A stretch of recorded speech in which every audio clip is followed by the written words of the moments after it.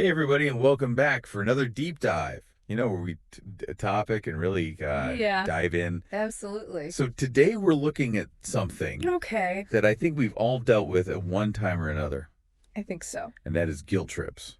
Oh, yeah. And we are looking at a book hmm about emotional manipulation Okay. with a focus on chapter 12. Gotcha. And so this is going to be interesting, I think, Yeah, because we're going to learn how to spot these things for sure. and, Yeah. hopefully navigate them better. Yeah, I think we can all use a little help with that. Absolutely. So let's just jump right in. Okay. And how about you start us off with how the book defines guilt tripping? Sure. So the author really emphasizes that it's a form of emotional manipulation, Okay. and it's all about making the other person feel responsible, Mm-hmm.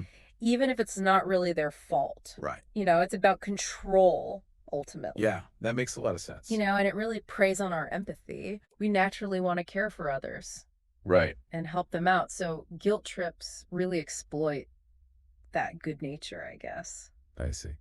And the book breaks down 10 tactics that these manipulators often use. 10 tactics. Wow. Okay. So what are some of those tactics? Well, one that really stood out to me was exaggeration or distortion. Okay. What does that look like? So, for instance, the book gives the example of a parent Mm-hmm. guilt tripping their grown child for not visiting enough, Oh, yeah. saying something like, "You never call, you never visit. Right. You've forgotten all about your poor mother." Ouch. Yeah, and Oh, in reality, the child might be calling weekly and visiting every month. wow. So it's a real distortion of the facts to try to amplify that guilt. Yeah, that's manipulative. It is. It's all about their own feelings, Mm-hmm. of loneliness or neglect, and they just completely disregard the other person's efforts. Right. And that kind of ties into that playing the victim thing, right? Absolutely. It goes hand in hand. They make themselves out to be this helpless, suffering person Oh, yeah. and put all the blame on you. Yep. It's a way to avoid any responsibility for their own emotions or actions. So it's all about shifting the blame. Exactly. Okay. This is fascinating. It is. The book talks about undermining self-worth. Yes. So how do guilt trips do that?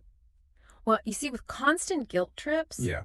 your confidence can really take a hit over time. You Right. start to doubt yourself, and it's almost like gaslighting, where they make you question your reality. Oh, that's a good point. Yeah, So they make you feel like you're always messing up. exactly. And then you become even more vulnerable to manipulation.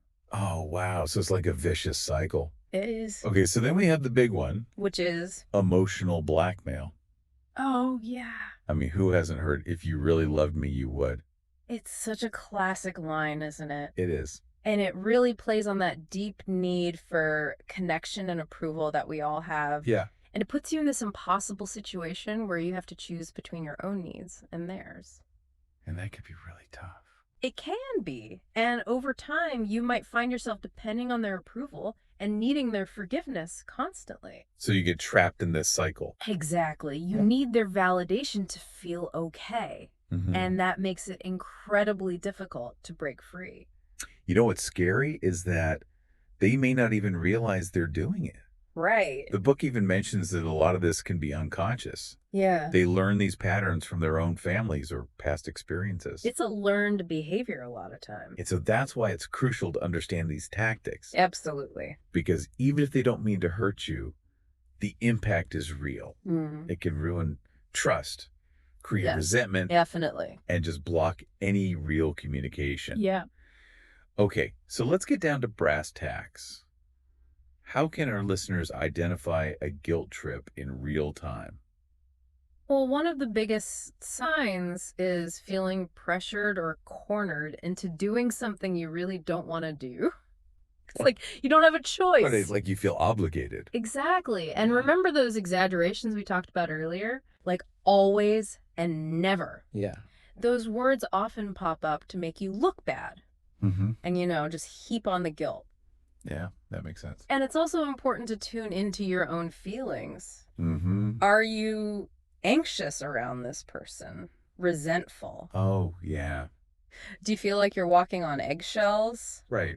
That's a Yeah. pretty good indicator that something's off. So what can our listeners do if they realize they're in a guilt trip situation? Okay, so first of all, you have to name it. You have to recognize that it's manipulation. Hmm. And once you see the pattern, you can start detaching from that emotional pressure. Oh, that's interesting. Yeah, it's about recognizing it for what it is Hmm. and then setting some boundaries. Boundaries, yeah. You have a right to say no. Right. You have a right to express your needs Absolutely. and protect your emotional well-being. Hmm. It's not selfish to do that. Not at all. It's healthy. Yeah. And sometimes you might even need to distance yourself from that relationship. If it's consistently toxic, Exactly. It's a tough decision, but yeah. sometimes it's necessary for your own good. So basically, guilt trips are this sneaky manipulation tactic Mm-hmm. that can really mess with your head and your relationships. Definitely. But knowledge is power. Always. By understanding how it works, we can regain control and create healthier connections. Absolutely. And hey, here's a thought for everyone listening. Okay. Once you start setting boundaries, watch how the other person reacts. That's such a good point. Do they respect your limits or try to push back and manipulate you even more? Exactly. It's a real test of their respect and care for you. Couldn't have said it better myself. So remember, there's tons of resources out there for healthy communication and boundary setting. There are. You don't have to face this alone. Thanks for joining us for another deep dive. Yeah. Until next time, stay curious and stay empowered.